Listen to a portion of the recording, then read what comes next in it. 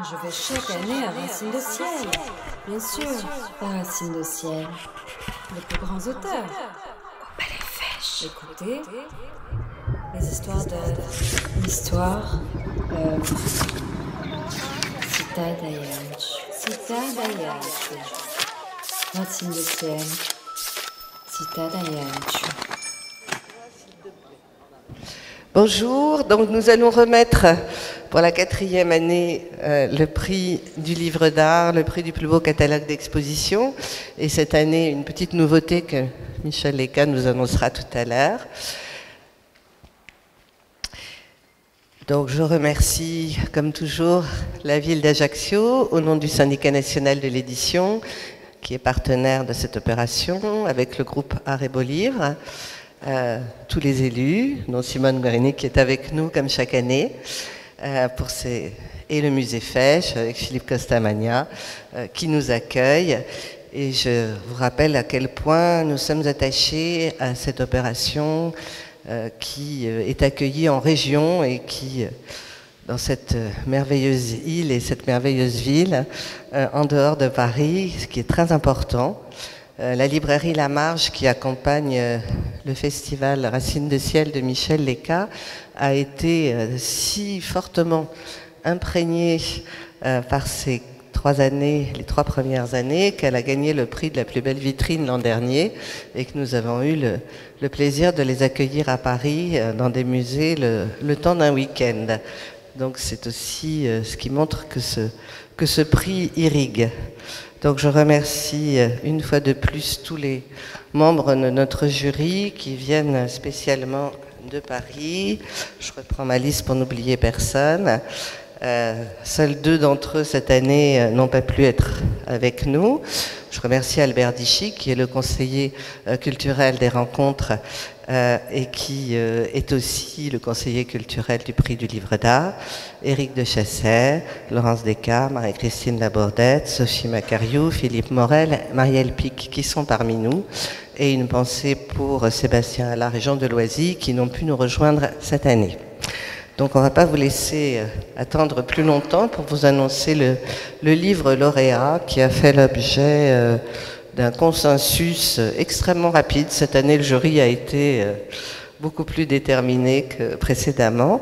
Donc il s'agit du livre Yokai, qui a été publié aux éditions de La Martinière. J'appelle Aude Mantoux et je vais passer le micro à Simone qui va lui remettre le prix avant que tu nous le présentes. Bonjour.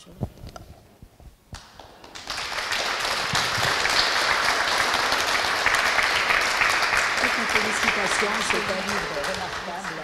Je veux dire que c'est le jury, je pense, a vraiment choisi quelque chose d'exceptionnel. Merci beaucoup.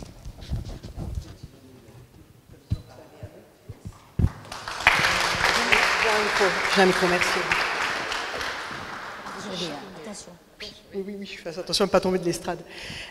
Cher Michel, cher Simone, cher Philippe, cher Pascal, chers membres du jury, merci à tous. J'ai la lourde tâche en fait de représenter aujourd'hui l'auteur japonais Koichi Yumoto qui est au Japon et qui n'a pas pu se déplacer, la traductrice Lucie Blanchard et toute l'équipe des éditions de La Martinière. En notre nom à tous, merci de nous avoir décerné ce prestigieux prix, le prix du livre d'art, pour ce livre qui nous tient vraiment à cœur. Ce livre, en fait, il nous emmène dans l'imaginaire collectif japonais, à la rencontre des yokai, qui sont donc les créatures surnaturelles, les esprits, les fantômes qui peuplent le folklore japonais. Et aujourd'hui, les mangas, les animes, les jeux vidéo contribuent à faire connaître en fait cet univers fantasmagorique. Mais on oublie que les artistes japonais de tout temps ont représenté justement ces figures de leur folklore dans leurs œuvres. Et dans ce livre, nous présentons une collection assez unique d'œuvres japonaises, des estampes, des rouleaux illustrés, des croquis, des études, des cartes, qui couvrent 4 siècles de période artistique, depuis le XVIIe siècle et le début de la période d'Edo. Je disais que c'est une collection unique, c'est en fait la collection personnelle de Koichi Yumoto, l'auteur, qui est un grand féru de yokai, grand spécialiste également, et qui a cédé sa collection en 2019 pour créer le Myoshi Mononoke Museum dans la ville de Myoshi, dans la préfecture d'Hiroshima, et qui à ce jour est le seul musée entièrement dédié à la représentation des yokai. Et donc dans ce livre, en fait, sur 500 pages, on fait défiler des dizaines d'œuvres japonaises, en particulier avec des détails et des gros plans qui nous permettent de rentrer au cœur de cet univers fantasmagorique. Et on serait bien en peine en fait d'en faire une typologie, tellement les yokai sont variés. On peut retrouver des ogres cornus avec de la peau rouge, des figures éthérées avec des longs coups démesurément longs, des êtres métamorphes avec des attributs d'animaux, ou même des objets qui prennent vie, un tabouret ou une théière par exemple.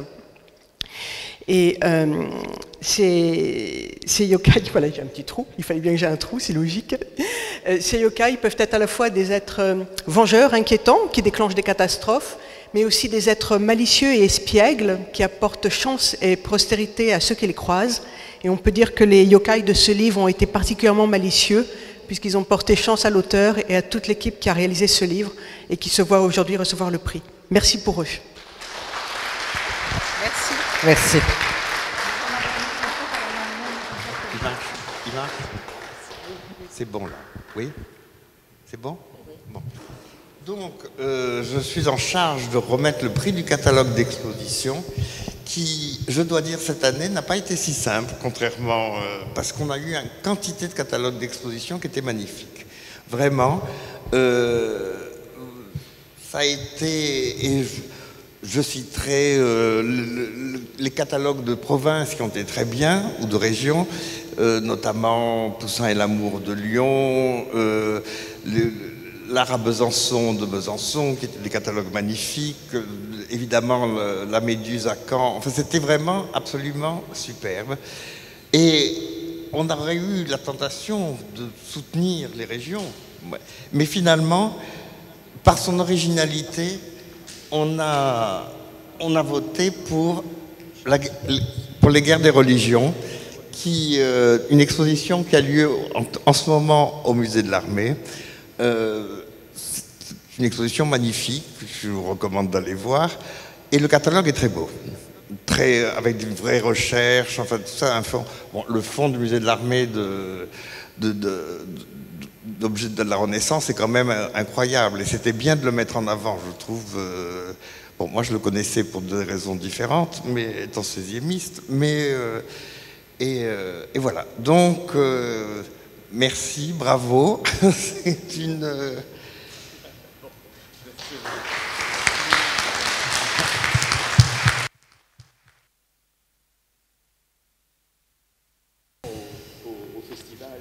à la ville d'Ajaccio et au jury d'avoir voté en notre faveur. C'est un travail évidemment qui doit beaucoup aux éditions In Fine, ils ne veulent pas parler mais ils sont là quand même. Donc, puisque c'est vraiment un travail, je représente un des 4 commissaires de cette exposition, donc que nous avons avec bonheur pu monter au musée de l'Armée, et à vrai dire, il serait intéressant que vous ayez l'occasion de voir l'exposition, puisque vous verrez que l'esthétique du catalogue est assez distincte, en fait, de celle de l'exposition. Mais je pense que le catalogue restitue bien un des projets que nous avions en voulant proposer ce projet. Nous avons la chance d'avoir dans nos collections, et c'était un petit peu le moteur et l'origine de cette exposition, nous avons la chance d'avoir les armures personnelles d'un certain nombre de ces grands capitaines et de ces protagonistes, de ces princes qui ont animé la guerre civile et qui se sont confrontés entre eux. Et donc l'exposition est d'abord une rencontre physique avec ces grands personnages, avec Henri de Guise, avec Charles de Mayenne, avec les souverains français qui ont régné pendant cette période extrêmement troublée, pendant ces 2 générations de guerre civile. Et je crois que nous avons voulu vraiment créer une confrontation entre le visiteur d'aujourd'hui et les armures, ces espèces de carapaces de métal abandonnées par ces princes, qui permettent vraiment de se retrouver dans un face-à-face avec ces capitaines. Et le catalogue finalement restitue bien dans la maquette, dans cette esthétique, justement ce que nous avons voulu faire, c'est-à-dire que vous avez des grandes pleines pages où vous prenez dans la figure littéralement Henri de Guise, Charles III de Lorraine, etc., qui ont une présence vraiment physique, corporelle dans le livre comme dans l'exposition. Et donc voilà, pour nous c'était vraiment un des enjeux de ce projet, et on est très très fiers de ce prix. Et ce qui est un peu un des paradoxes de cette période, c'est que nous sommes dans une des pires périodes de l'histoire de France.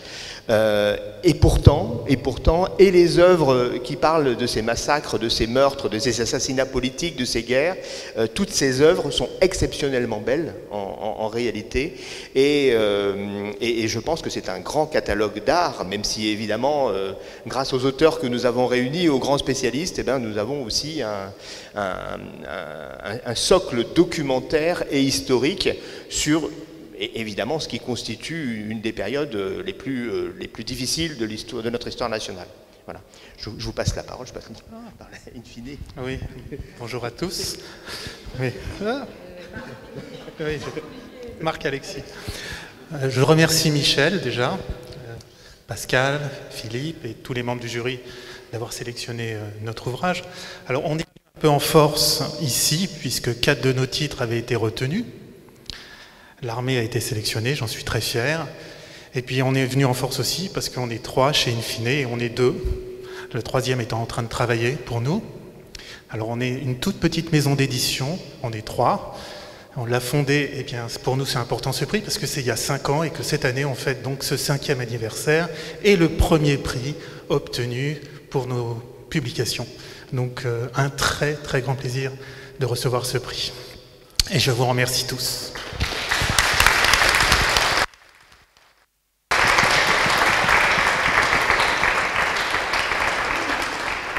Toutes mes félicitations et un petit souvenir, voilà, de votre passage à Ajaccio.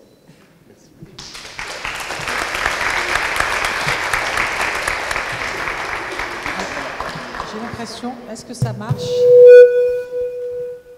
C'est bon? Oui. Voilà. Bonsoir. Bonjour. Bonjour. J'ai l'habitude de dire bonsoir. Non, pas bonne nuit. Non, bonjour. Écoutez, alors, il me revient une jolie chose, je ne veux pas dire une tâche, parce que tâche, ça a toujours l'air d'être une belle chose à faire, c'est à inaugurer ce prix du livre d'art des jeunes, qui est dans le prolongement de tout ce que nous avons dit hier lors de l'inauguration de Racines de Ciel. C'est une initiative de la DRAC, je ne veux plus dire notre DRAC, parce que, voilà, de la DRAC Ajaccio, qui, en rencontrant le PASS, Culture, je dis Culture Pass, Pass Culture, a eu l'idée d'associer d'associer le mouvement du Pass Culture à ce prix du livre d'art des jeunes. Voilà.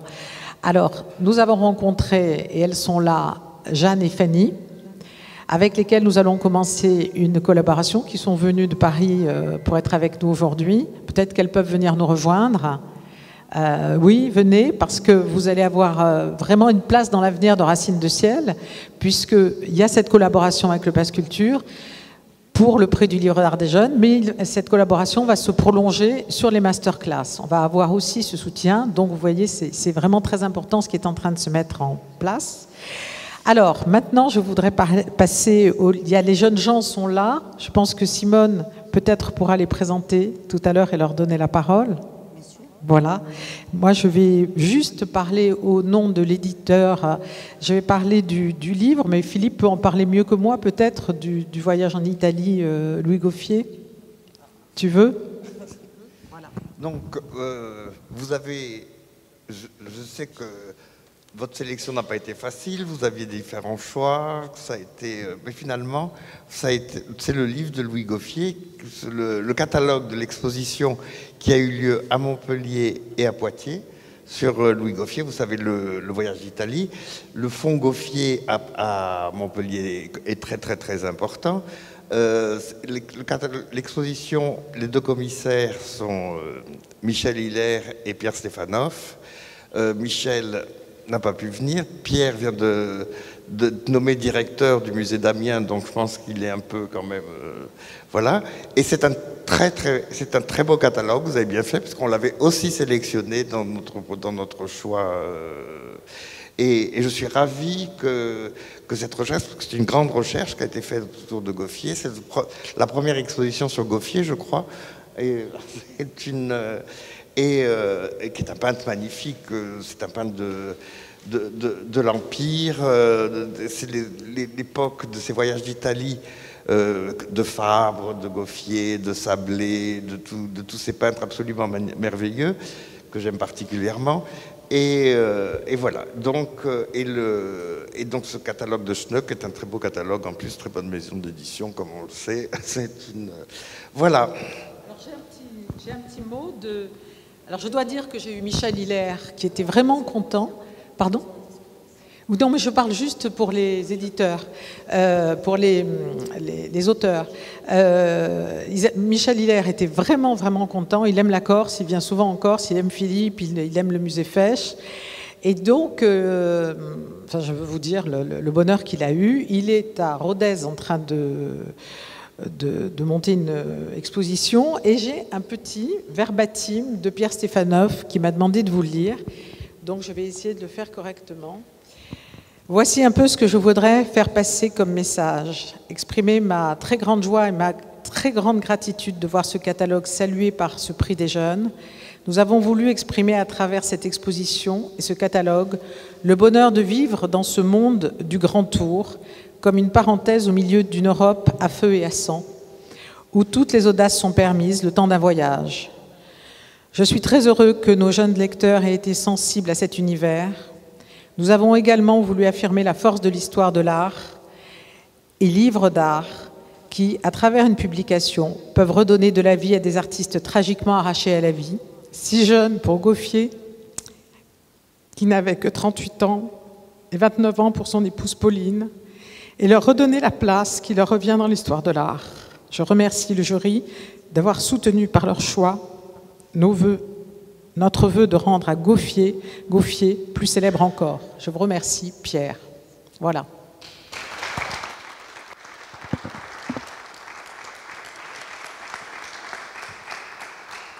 Donc, je vais nous allons vous donner la parole, puisque vous êtes les représentantes. Vous étiez 4 en fait, vous n'êtes que 3 aujourd'hui. Et vous avez certainement travaillé des heures pour arriver à choisir cet ouvrage qui est magnifique. Je tiens à saluer la présence de Monsieur Léandre, le Drac de Corse, qui est à l'initiative de ce prix. Et je pense que pour nous, Ville d'Ajaccio, c'est très important, puisque nous candidatons au label national de 100% EAC, et ce prix rentre parfaitement dans ses objectifs. Donc, je suis ravie de vous donner la parole. Merci beaucoup de me l'accorder. Alors, j'ai préparé un petit discours. Malheureusement, je ne le connais pas par cœur, donc je vais le lire. Donc, bonjour à tous. Merci à Racines de Ciel et merci au Pass Culture de nous avoir accordé l'opportunité d'être jury. Comme le grand jury de ce prix, nous avons eu l'occasion de lire tous les livres et catalogues sélectionnés et d'accorder le prix des lecteurs Pass Culture à notre favori, qui était donc Le Voyage en Italie de Louis Gauffier. On a préparé un petit Anatole. Voilà, on avait une petite mention spéciale Pass Culture. Voilà. On a été très chanceux, et moi très chanceuse aussi, car mon choix premier était ce livre. Il m'a très rapidement intriguée et encore plus rapidement plu.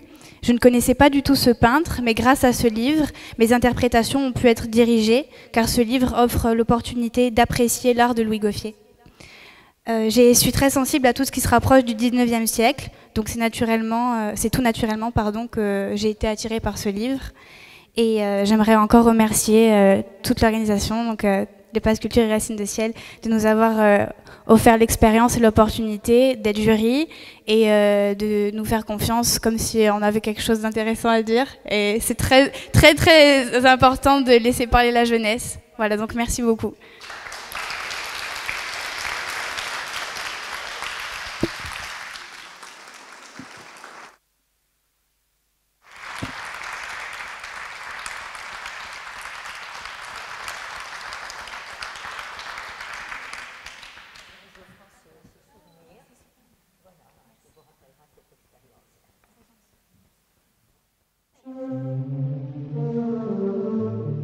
Bien sûr. Écoutez.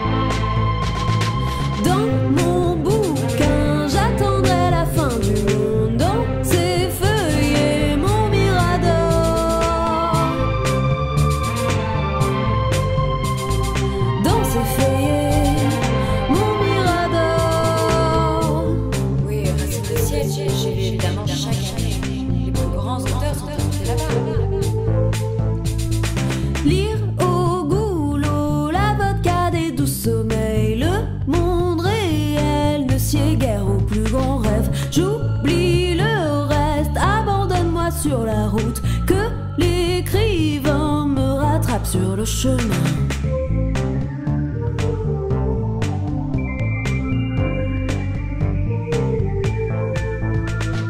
L'ouvrage est long, l'oiseau il plonge en piqué, moi sur ses ailes.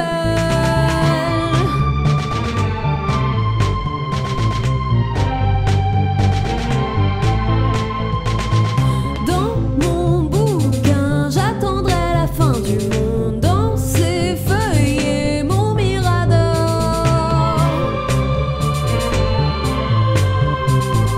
Dans ses feuillets, mon mirador. Lire au boulot, la bacadée du sommeil. Le monde réel ne sied guère au plus grand rêve. J'oublie le reste, abandonne-moi sur la route, que l'écrivain me rattrape sur le chemin.